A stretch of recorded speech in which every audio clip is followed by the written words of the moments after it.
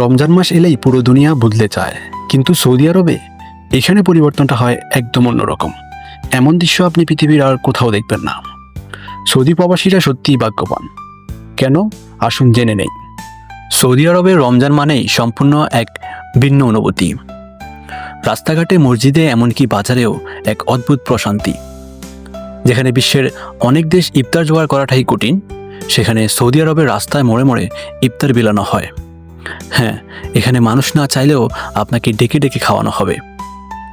একজন প্রবাসীর জন্য এটি কত বড় আশীর্বাদ চিন্তা করুন। এইখানে মসজিদে নববী ও হারাম শরীফে নামাজ পড়ার সুযোগ পাওয়া যায়। কি সৌভাগ্য!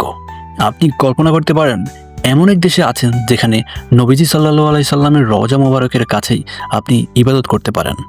কত মানুষ পৃথিবীর নানা প্রান্ত থেকে এখানে আসার জন্য অপেক্ষায় থাকে, আর আপনি রমজানের পুরো মাস এই পবিত্র মাটিতে কাটানোর সুযোগ পাচ্ছেন। আরেকটি বিষয় যা সৌদি আরবকে ব্যতিক্রম করে তোলে, এখানে রমজানে কাজের সময় কমিয়ে দেওয়া হয়। সকালে দেরিতে অফিস শুরু হয় আর বিকালের মধ্যেই ছুটি। অন্য দেশে যেখানে কাজের চাপ কমে না, সেখানে সৌদি প্রবাসীরা রমজানে বেশি সময় পান কোরআন তেলাওয়াত আর নিজের আত্মশুদ্ধির জন্য। এখানে রমজানের শেষে দিনগুলো অন্যরকম। মানুষজন দরিদ্রদের জন্য জাকাত বের করে, দোকানপাটে ঈদের কেনাকাটা জমজমাট হয়, আর পুরো দেশ যেন এক আনন্দময় পরিবেশে ঢেকে যায়। এত সব সুযোগ সুবিধা আর সৌন্দর্যের মাঝে যারা সৌদি প্রবাসী তারা সত্যি ভাগ্যবান।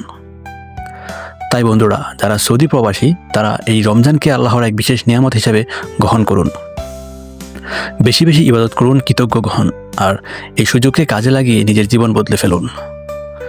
রমজান শুধুমাত্র সিয়ামের মাস নয়, এটি আল্লাহর বিশেষ রহমত লাভের সময়। আপনি সৌদি আরবে আছেন, এটাই তো এক বিশাল নিয়ামত। আপনি যদি সৌদি আরব থেকে ভিডিওটি দেখেন তাহলে অবশ্যই আলহামদুলিল্লাহ কমেন্ট করে যাবেন, আর কোন দেশ থেকে ভিডিওটি দেখছেন তাও কমেন্ট করতে পারেন।